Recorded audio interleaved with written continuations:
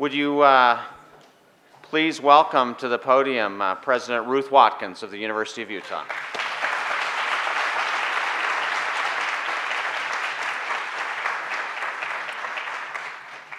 Well, hello everyone, and warmest welcome. It's such a privilege for me to be able to be here and extend a welcome on behalf of the University of Utah to all of you for joining us for this very important occasion. I am really particularly delighted to extend my warmest welcome on behalf of the university to the members of the Eccles family, many right here, trustees of the Emma Eccles Jones Foundation, our students, our faculty, staff, alums, and many, many special guests from our community. I also want to extend our very special University of Utah welcome to our speaker today, Gregory Goff, on behalf of the entire university. Greg, your business acumen, your leadership, your distinguished career make you a perfect convocation speaker for us here today. We're honored by your presence and very grateful for your time and your help.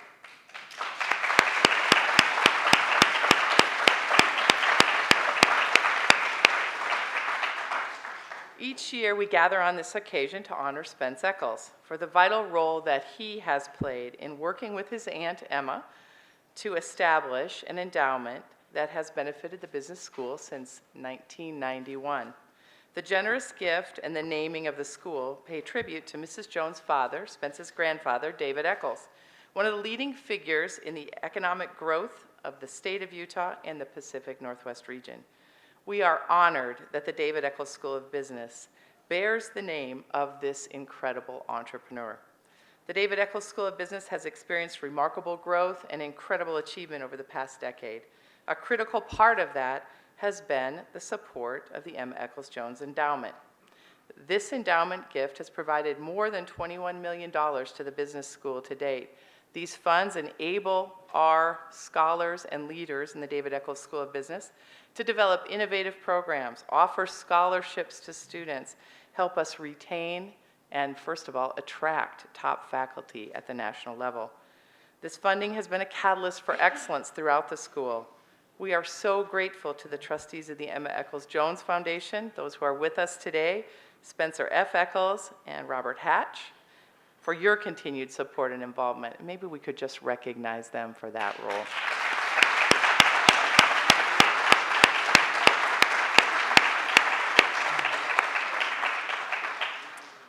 I also would like to take an opportunity to specifically thank Spence Eccles and his family for all that they have done to support the David Eccles School of Business, but not only the David Eccles School of Business. In fact, every part of the University of Utah has benefited from the support of the Eccles family.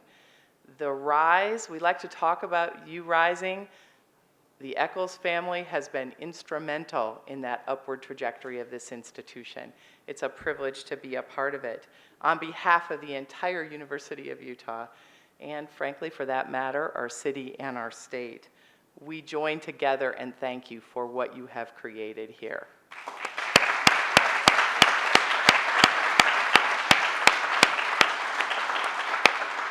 And speaking of creating great things here, I will turn the podium back to Dean Taylor Randall, but not without a minute of acknowledgement for the leadership that Dean Randall has provided to this institution.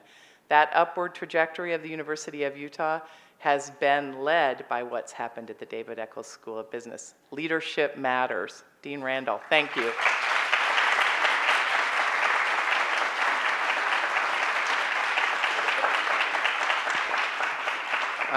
Thank you, President Watkins, and thanks for creating such a great environment for all of us to live. It starts at the top, as we always say.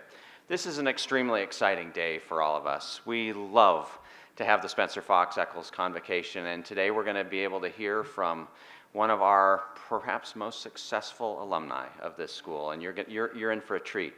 But what I get to do is I get to introduce Spencer Fox Eccles, this convocation's namesake.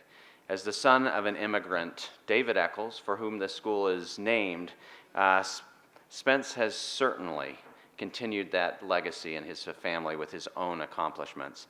This is an incredible philanthropist. Many of you in this room, since you're so young, probably don't understand the remarkable business career that Spence had with First Security Bank.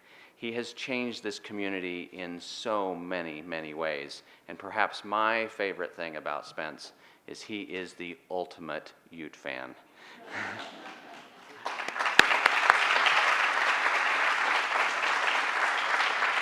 So without further ado, please welcome Spencer Fox Eccles, for whom the future is always getting better. Please welcome Spencer.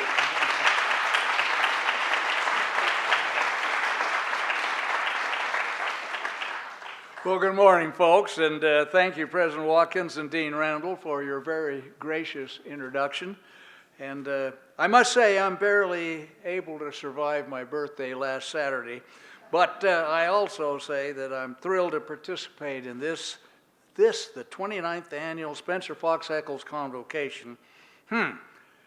That's a long time. I was younger then, of course. But anyway, each year at this event, I find myself once again reflecting on the accomplishments of my grandfather, David Eccles, and the generosity and the foresight of my Aunt Emma Eccles Jones, whom I worked with in order to establish this endowment in his honor and memory that continues to enrich the school today. I believe that both my grandfather and Aunt Emma Jones would be proud of the legacy this school has created by educating, mentoring, and shaping the future, literally, of tens of thousands of students, including many who have gone on to be leaders in business and industry all over this world of ours. It's only appropriate at this annual event that we celebrate David Eccles' legacy. Oh yes, his entrepreneurial spirit and his business savvy, and savvy, and his tremendous work ethic by hearing from outstanding business leaders who share many of those same attributes. And that's exactly who we have with us this morning.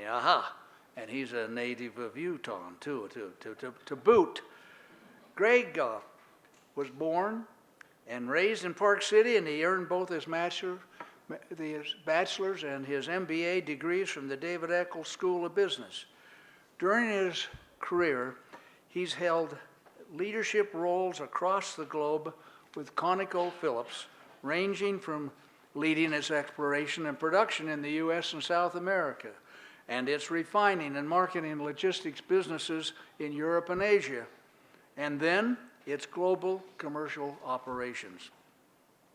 So in 2010, Greg, not surprisingly, was recruited to become the president and CEO of Tesoro Corporation.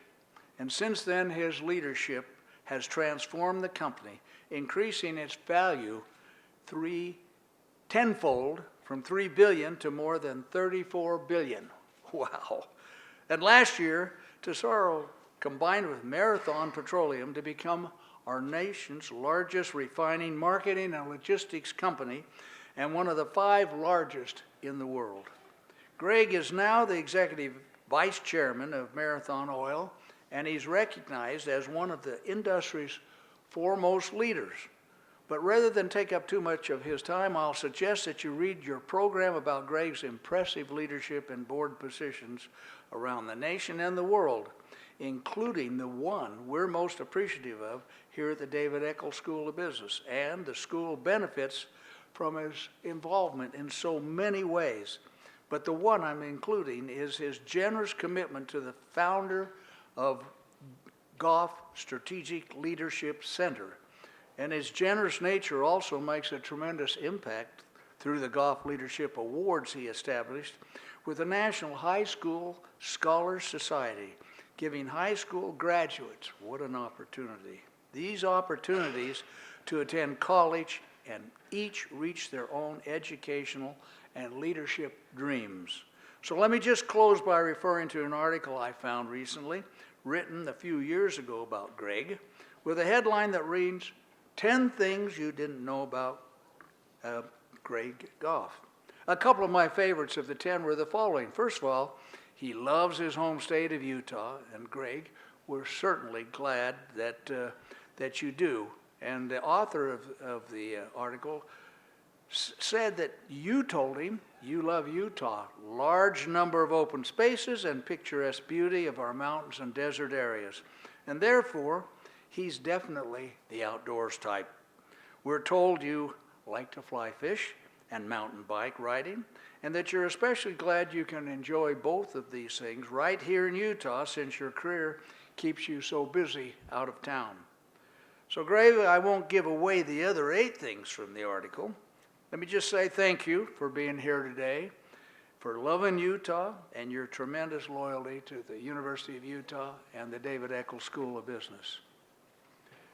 So folks, he's about to share his personal experiences and logic and how to make decisions, no matter how difficult. In other words, basic leadership and the clues of how to do it and the ethics of doing it the right way. So please join me, everyone, in welcoming one of this school's most outstanding and remarkable graduates, Gregory J. Goff. Greg, the mic is yours.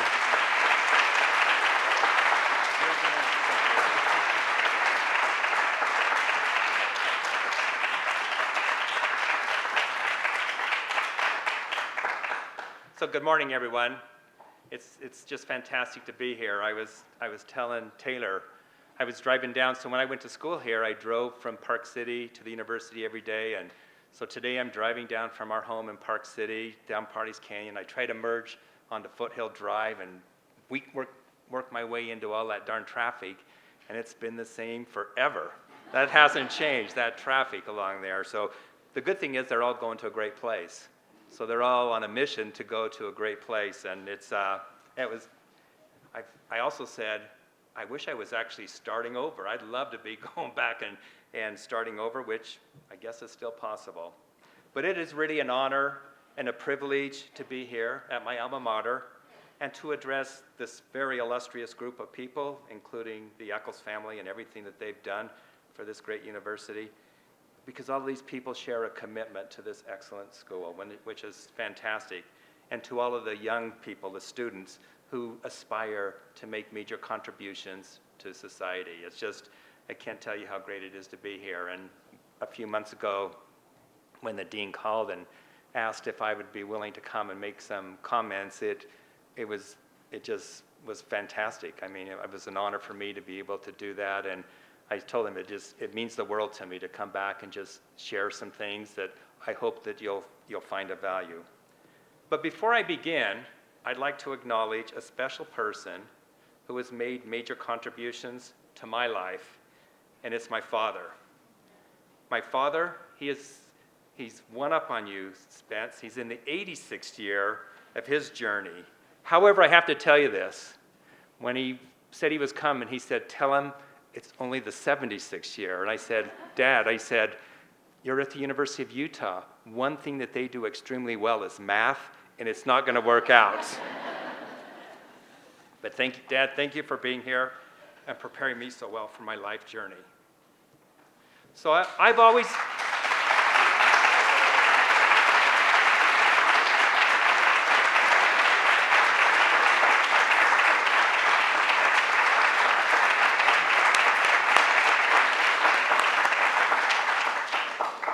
So I've always viewed life as a journey full of opportunities, and along the way, to continue to learn, grow, develop, and most importantly, impact people in a very meaningful way. But it's also fair to say that there have been also, with those opportunities, that there have been many challenges. Fortunately, we learn as much from the challenges. They just require us to look at them a little bit differently versus the opportunities. So today, if you remember anything about what I share with you, please remember this. Successful leaders do 2 things. 1, they make a positive, significant impact on people and our world. 2, and maybe this is more important, they enable others to do the same. That is, to make a positive and significant impact. That may sound easy, and I think it is actually, if you believe in one thing, in the power of making a difference. I can honestly say that many years ago, when I was a student at the David Eccles School of Business, I didn't understand or fully appreciate how meaningful making a difference would be in my life. From my first position when I left grad school here, I was a business analyst in Denver, Colorado, to my role as chairman, president, and chief executive officer of Tesoro, which we changed the name to Endeavor, and to my current role as executive vice chairman of Marathon Petroleum. I crossed paths with many people who have encouraged and inspired me to approach life with curiosity, an open mind, and most importantly, a desire to learn. Today, I'd like to share with you some of the valuable lessons I learned on my journey. And my time here at the U was a personal tipping point that prepared me for this odyssey that continues to this day. An incredible journey of learning, developing, and making a positive and significant impact. So I'm going to show you a picture here and talk from this picture. And this picture captures my journey. So just take a minute and take a look at it. What you see is probably not the same things that I see. In fact, as I look around there, you're probably wondering, did he really graduate from here showing this picture? But it's true. I think this picture is going to allow me to tell a pretty amazing story. If you think that is me with the walking stick, the worn out shoes, and the tired mule, I can assure you that that is not me. However, I do believe that I share something in common with these travelers, something that is critical and at the heart of highly successful leaders, and that is a genuine and humble character, which I believe are prerequisites for living an impactful life. So when I look at this picture, three very powerful words come to mind: imagine, purpose, and together. So let's take some time now and explore what I mean. And first is imagine. So when I was working on my MBA, I had a place where I was the only student. Not coincidentally, thank God, I was the best student. Now, I only visited this place occasionally, mainly, to be honest, when I skipped a few classes. But when I did, I always left invigorated and fulfilled. The place happened to be on a rock outcropping up about 5 miles up Parley's Canyon, and it was my special place to go imagine. There were no boundaries there. There were no limits. That rock outcropping in Parley's Canyon and this picture that you see, they share a key message. The magical blue skies of Utah and the deep blue skies in this picture can free up your mind to dream, imagine, and wonder what is possible. So in 2010, I was asked by the board of directors of Endeavor to become the president and CEO of the company. And the company was not doing well, and many would speculate that it was on the edge of the cliff. As a matter of fact, when I asked someone that worked with me to read my comments, one of the comments that was made is, you actually need to tell them how bad it really was. And I kind of thought, actually, if it's on the edge of the cliff and someone gives you a little nudge, you know how bad it is. So I don't think I need to say any more than that. But one thing about it, I was determined to make a difference, especially for the people who worked in the company and the owners of the company. So one of the first actions was to create a future for the company. And that meant getting others to help imagine what was possible. We looked out about 5 years. And we tried to determine what we wanted the company to look like.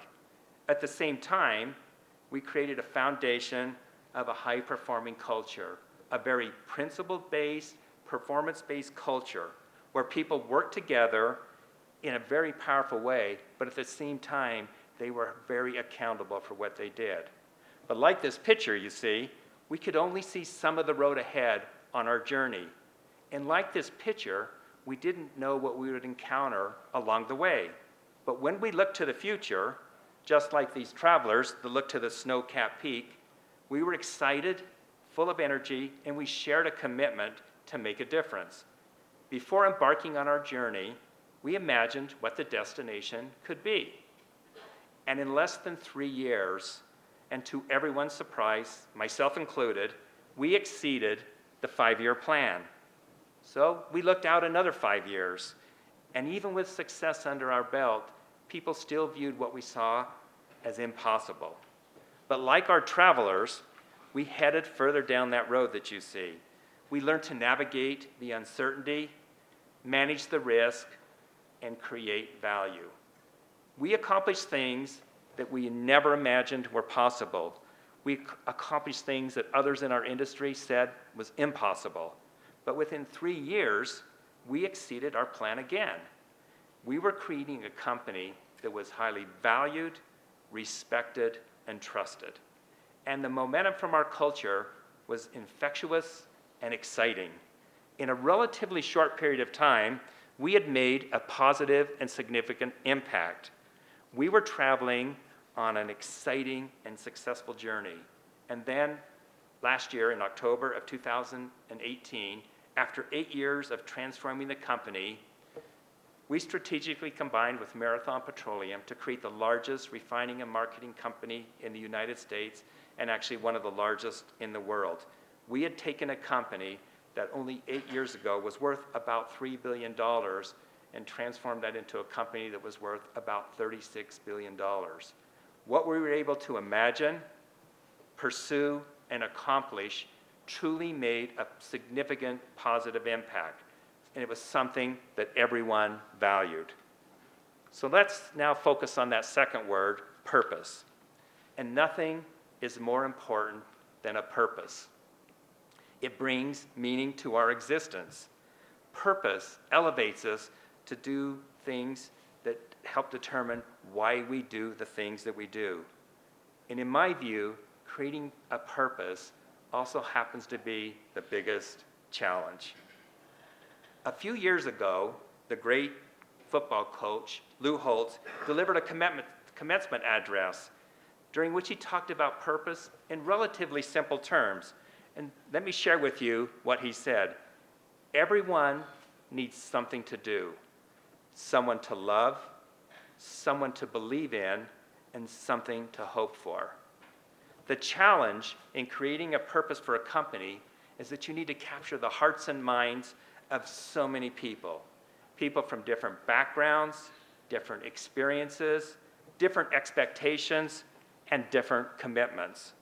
The question is this: what can all of these people share to create greater meaning?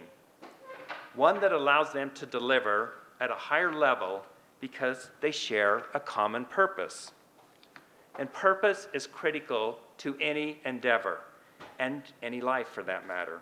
So I'd like to share with you some thoughts about my own purpose. When I look at our travelers in the picture, I see a small group of people with an extraordinarily ambitious goal. They want to reach that snow-capped peak. But what you don't see is their purpose. When I left the U, I was fortunate that over the years, I worked on many exciting opportunities and challenges. I went all over the world. I worked on complex problems, experienced very diverse cultures, and collaborated with a lot of exceptional people. So if you look at my resume, you observe an incredible wealth of experience. But just like our travelers, what you don't understand from my resume is my purpose. My purpose has always been simple: to make things better. I fundamentally believe that people love to be challenged, and myself included, and that the best leaders rise to the occasion to make a difference. And it's even more rewarding helping others make a significant positive impact. So about 4 years ago, I was eating breakfast in our cafeteria one morning when a person that worked from the company, I was the only one in the cafeteria, he walked past me. He turned around and he walked past me again, and he turned around, and the third time he approached me and he asked me if I had some time. He sat down and we talked for a few minutes, and then he said to me, "I want to thank you for changing my life." He then shared with me how our journey had personally impacted him and how meaningful it was to him and his family. I can't tell you what a thrill it was for me to see how our purpose and our commitment to it made a positive and significant impact on his life. Finally, let's talk about that third word, together. Here's a quote from Helen Keller. "Alone, we can do so little. Together, we can do so much." And that brings me to another powerful word that comes to mind when I look at this picture, and that's together. In the early days of my tenure at Endeavor, I realized that to be successful on our journey would require the right people, and how they work together was vitally important. But what does it mean to say the right people? The right people share some common personal and leadership qualities. First, a common set of strong values. The most important include integrity, respect, trust, and care. And they are critical qualities of strong character. You just can't take them for granted. But stating the values is one thing, living by them is quite another. Unfortunately, today, probably more than any time in our past, these critical values are being tested. Second, the right people need a demonstrated track record of delivering results. One of the best indicators of future success is past success. People with accomplishments enable others to appreciate what they're capable of doing. And this brings me to my third point. That is, delivering results is not enough. How these results are delivered is just as important. Why? Because a successful approach is repeatable. So knowing how people get things done needs to be conveyed, and that takes strong leadership. Fourth is a commitment to excellence. Being good is not good enough. Striving for excellence is necessary. We must always get better, learn, experiment, and move forward. Within my first 75 days at Endeavor, I assessed the 11 key leaders in the company. Much to my disappointment, 10 of them did not meet the 4 criteria that I just described to you. And so over the next 15 months, they were replaced with some exceptional leaders. The next challenge, though, was to capture the power of working together. Working together requires an environment that really, you need to welcome people to be a part of the group. Expect people to share their ideas, their views, and their opinions. You respect others' views, ideas, and opinions, and you have to make it easy for people to actually enjoy being around each other and willingly share a common ambition. At Endeavor, our success had as much to do with the right people, but it had much more to do with how we work together. With powerful guiding principles, we were able to create a culture that supported people working together to create a high-performing company. 3 simple but powerful words: imagine, purpose, and together. They describe a path to success. As you have viewed this picture, I hope that you now see it a bit differently. To the students here today that will be shaping our future, let me share with you some closing words. First, the world is full of unlimited opportunities. Find your own place to imagine what is possible for you. People always say to think big, but think bigger, and embrace your journey. Second, be relentless in your pursuit of your ambition. If you have a purpose, you will feel passion and drive that will take you to levels that you didn't think possible. Remember that snow-capped peak? It's not out of reach. Third, seek total happiness, however you define it, and try not to compromise. Invest your heart, your mind, and your energy all of the time. And finally, share freely. Together, you can do so much.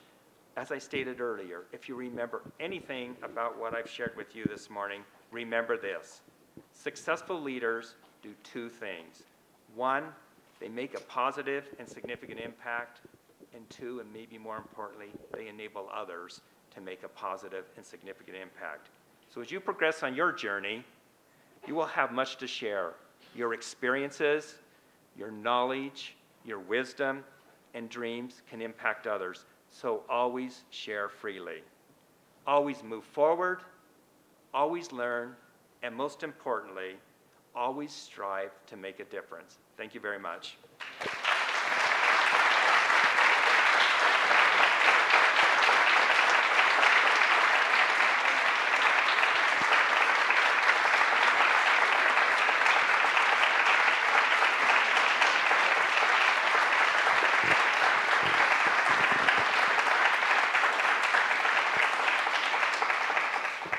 We have a few minutes to take some questions from members of the audience. We've got some microphones here on each side, but before I make some closing remarks, so we'll open it up for questions.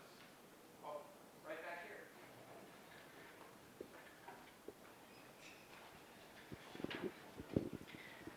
First of all, thank you. That was very inspiring.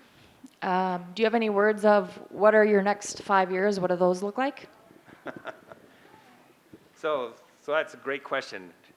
I probably don't know what the next 5 years look like, but I do know how I'm going to approach them.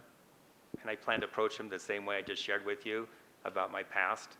And so I I also believe, I said for the students that there are unlimited opportunities. I actually believe there are unlimited opportunities for everyone, myself included. So I fully intend to continue to seek my ambition.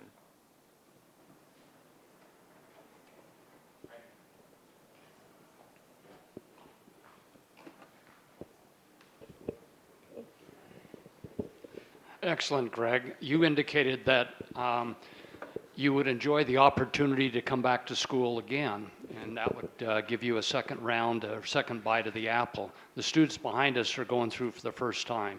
So what would cause you to want to come back, and what would you be looking to do better or different if you had that opportunity the second time? Yeah.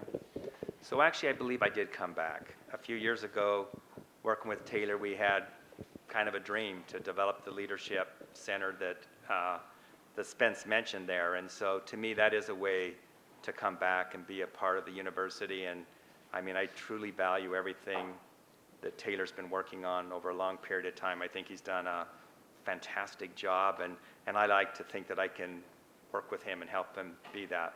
But the Leadership Center, to me, is something that helps other people be successful.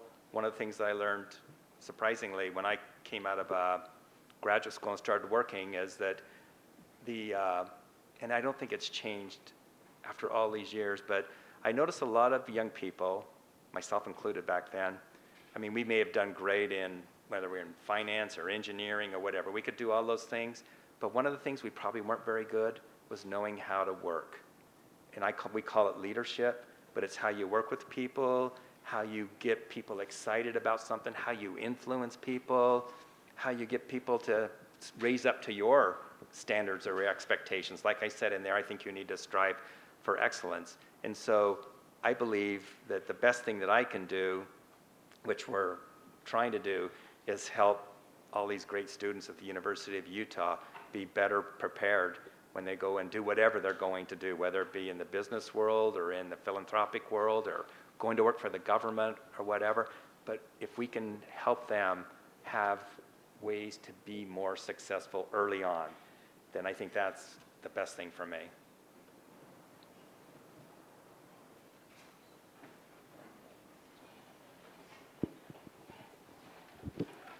Thanks for being here. How did you assess, you talked about the story of when you had to assess the top 11 leaders in the company. How did you go about assessing what character traits that they were lacking? How did that process work? Yeah. It probably wasn't any more complicated. If you remember those 4 personal leadership qualities, I mean, those are maybe broadly describing it, but it was really to focus on those 4 qualities and try to get to understand people and where they were coming from. But that was really the kind of the framework for being able to get to determine whether those people were the right people. But I also knew kind of where I wanted to go with the people that it took to get us to the future, and I put those two together to do that. It's a lot of the times it's your gut instinct, and you have to believe in that to be able to do some of those things. So it's not an easy thing to do, but it's also not a hard thing to do. Greg, I've got a quick question for Yep. you. I get asked a lot by students, they come to me and they say, geez, it's such an uncertain world. I don't know how to navigate it. They talk about the political situation, they talk about choices that they have to make, they talk about all these. You are someone who has navigated uncertainty in an incredible way. Give us some insights into how you have dealt with uncertainty, both on a personal level and maybe with the company. Yeah. I mean, I think you're right, Taylor. It's the most difficult part is all of the uncertainty that we deal with. And so I think you almost have to kind of be a student still. Like I think I tried to emphasize in what I was talking about. You need to learn, and you learn by how you work with other people.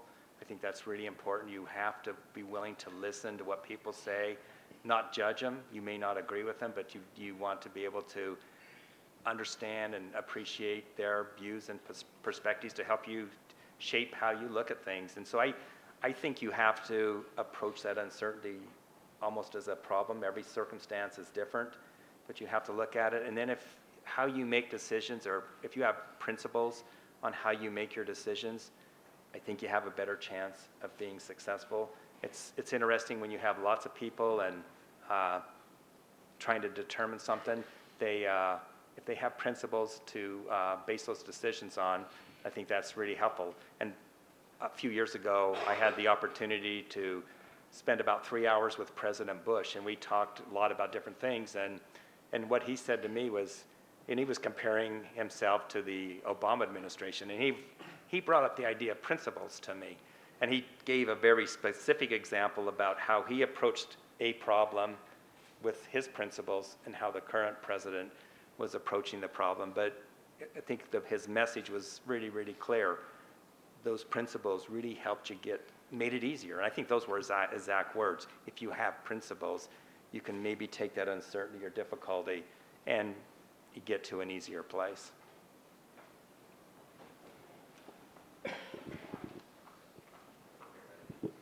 So a lot of you probably don't know this, but because of Greg's generosity, we've been able to give scholarships to over 100 students in the last 4 years in a strategic leadership program, and these are the university's best and brightest. My question about that, first, thank you so much for doing that. It really does make a huge difference.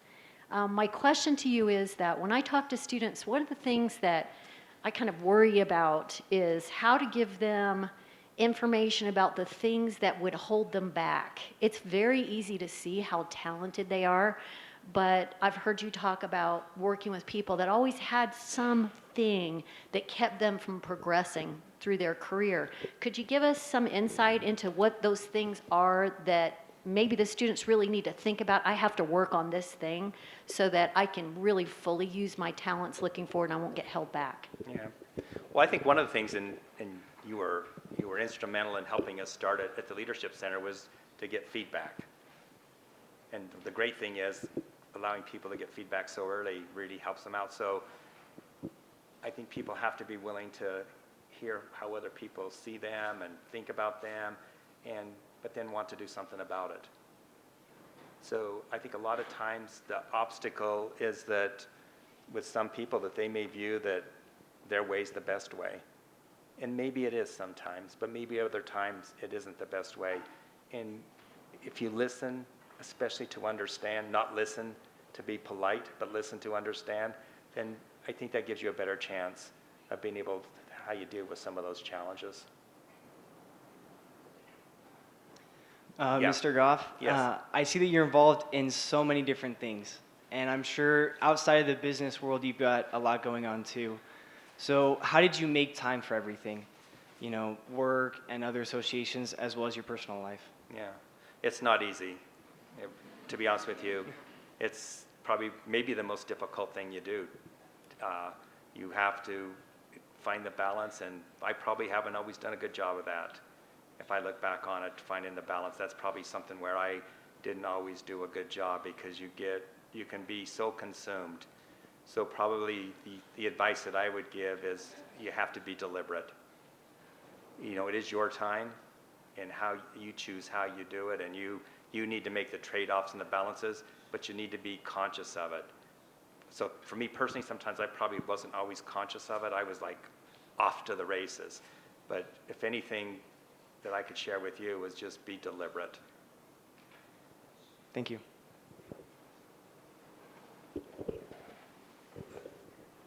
Would you share with us which characteristic you most admire about your father and how he added to your Sure. being who you are today?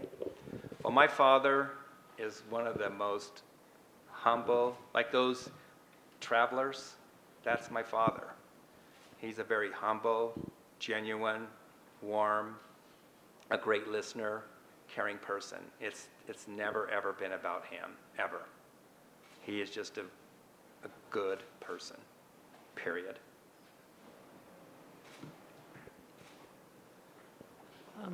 I really appreciated your comments about having a purpose and letting that drive yourself. I think that's a really powerful thing. My question kind of relating to that is, for those of us who are, younger and still kind of trying to find our footing, and even if we kind of have an idea of what we want to be doing with our lives, what advice would you give as far as finding that balance between knowing your purpose and knowing what you're here to do versus keeping an open mind and exploring and getting to know what the specifics of your purpose are?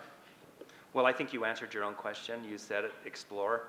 I think you have to be willing to explore. And we talked earlier about mentoring. I think it's better to have kind of thinking partner relationships. So whether it be different things, and some of that could be about your purpose. It could be a faculty member. It could be a fellow student. It could be anyone where you share something. But I think it's good to be able to just have a way to talk freely. Like I said in my comments, just share freely, and hopefully you can cross paths with other people who do that.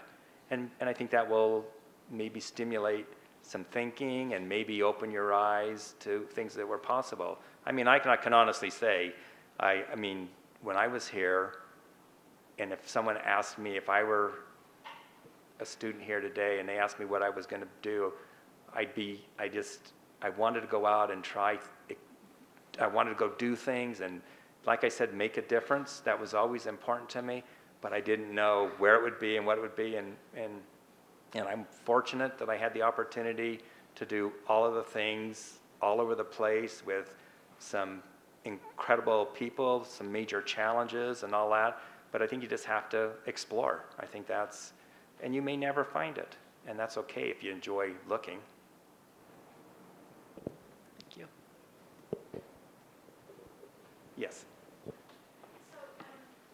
So we learned in business school about kind of thinking down to just how to sustain that, and whether we're a market driver or kind of trying to adapt to the market, with the strategy piece kind of focused on my question. How do you, as a leader of a major player in the energy industry, how do you kind of foresee the market going forward, like focus on green energy and different energy sources? How do you kind of anticipate the market, or how do you adapt or control that or foresee that? Yeah. So it's a great question. I think, first of all, I'd make a point that I think that you have to understand what type of company you are. In my view, in our industry, it was always about how you executed your business.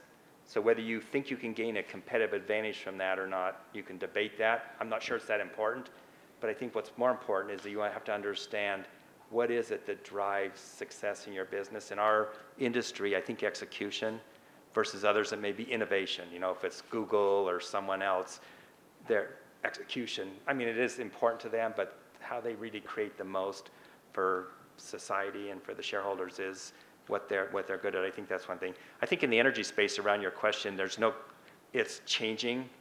The changes are actually pretty slow. And so when you run a company, you absolutely have to be aware of the changes ahead of you.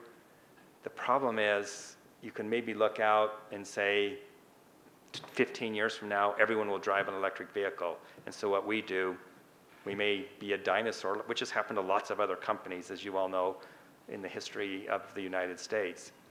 But so you have to, I think you have to look out far enough and look at the changes and how you can adapt to those.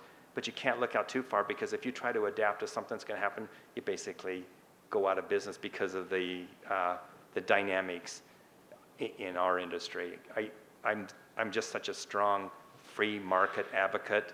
I love the competition in the market to drive innovation and that. So if you focus on that, then you can be a part of the change by how you focus on innovation. And I think it's just a slow change, but you chip away a little bit all the time.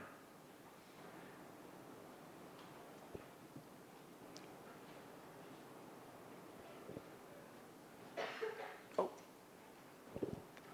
one second. So you said in order to have a good team, you need to find the right people for the team. What if you're stuck with a certain people? What if you're stuck with certain people and many of them or one person isn't listening? Like you said, they need to be respectful of people's ideas and perspectives. How do you invite them to do that? Well, I mean, everyone wants to know what someone thinks, right? So you have to be willing to share with them, and if it's someone that you work with, even on a project, if you're doing a project here, and we've all probably had those experiences where, at least in our view, someone isn't carrying their weight, maybe you have that difficult conversation and try to get a common understanding of what the expectations are. So I think the answer is you have to be willing to sit down and share with that person, because you know what? At the end of the day, they deserve to know. They actually deserve to know how they're viewed or something like that, and you just need to do it in a constructive way. The worst thing is then not sharing with them something that they actually deserve. Oh, Spence, yeah. Yeah, I got a question. The CEO's powerful group the other day met because they had to vote about the future for a capitalistic system in the United States, and it was return on investment. It was basically the stockholder first always, and they are changing that now to say that it's not running a public organization for the primary benefit of the shareholders, but for the primary goal of the community within it, where it functions. Mm-hmm. And I just wondered if you had some thoughts about how clearly that was presented, and what are the implications of that? Yeah. I'm actually glad you asked that question. So I talked a little bit about our company, that we developed a strategy, we executed, we had a lot of success, and we kept looking out further. And one of the things that I didn't share with you, around 2012, we were very focused on the people in the company and the shareholders. But in 2012, because we were in a lot different place, I actually felt we had a different responsibility. So we worked on a thing in 2012 which we called shared value. And we defined all the stakeholders of the company. And for our company at the time, it was communities, because we have massive assets in communities. We have one here, just bird's eye view from the Capitol. We have a refinery that sits there. But it was the communities. First, it was the people in the company. It was our business partners. It was the government. And at the time, it was actually the environment. We viewed kind of the ecosystem as a person that we needed to, something that we needed to create shared value with. So I worked to try to change people's views on that in 2012. And so kind of looking back, that you kind of think it shouldn't be that hard, but because this is how they looked at it. They said, everything you're talking about doing costs us money. And to get them to change and say, no, these are things where we can invest and make a difference, we can we can have an impact. And I can give you an example here in Utah. So at the time, the federal government controls the standards for gasoline that we all use in our cars to help lessen the impact on the environment. And I was with the governor, and in a federal law was requiring some things that cleaned up the gasoline. And the governor, him and I were talking about, and I said, I just need to explain to you one thing. We don't have to do that. Even though everyone knew, especially in the Salt Lake Valley, that the gasoline needed to be cleaner. We all know that. But I said, we don't have to do it because we can, the way the law's written, we can average across all of our operations and we can comply with the law. It doesn't help Salt Lake or Utah, but especially the Salt Lake Valley. It doesn't help the Salt Lake Valley that much, but we've complied with the law. I said, and I completely understand how important it is for the valley to have us keep cleaning the air. We need to do that all the time. And I said, no one else will do that. But at his desk that day, I said, we're going to make that change. We're going to spend $100 million with no return, $100 million, but we're going to make cleaner gasoline because it's the right thing to do for one of the communities that was very important to us. And that was a different way of thinking about things. And to me, it had a tremendous benefit for the long-term health of the business. It didn't, it probably disadvantaged us a little bit versus some of the other companies. Now they jumped on after us. Some of the other companies have done that. But it's an excellent question, and I think you have a responsibility to look at everyone you touch, not just the owners of the company and that. But you have to, like I said in my speech, saying it's one thing, doing it's another thing. You can't just talk about it, you actually have to do it.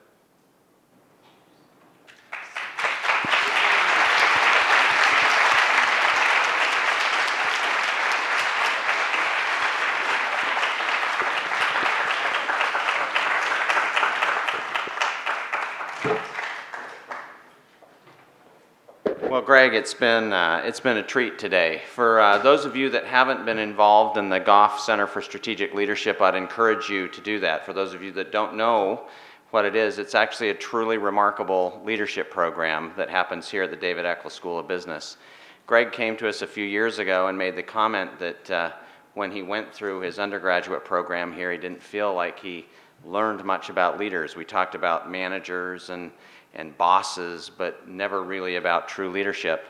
And so he has started this kind of transformational program for us that touches currently 60 students a year, where a student will get in and work on a project and then work on 5 different projects and actually receive a 360 evaluation of their personal leadership style. This is led by Benita Austin and Trish Gorman. But it's been a remarkable, set of observations that we've watched as these kind of undergraduates have learned to be great leaders, and it gives you a lot of hope for the future. But anyways, thank you all for coming today. Thank you, Greg Goff, for being here. And Spence, thanks for making this all happen. Thank you very much.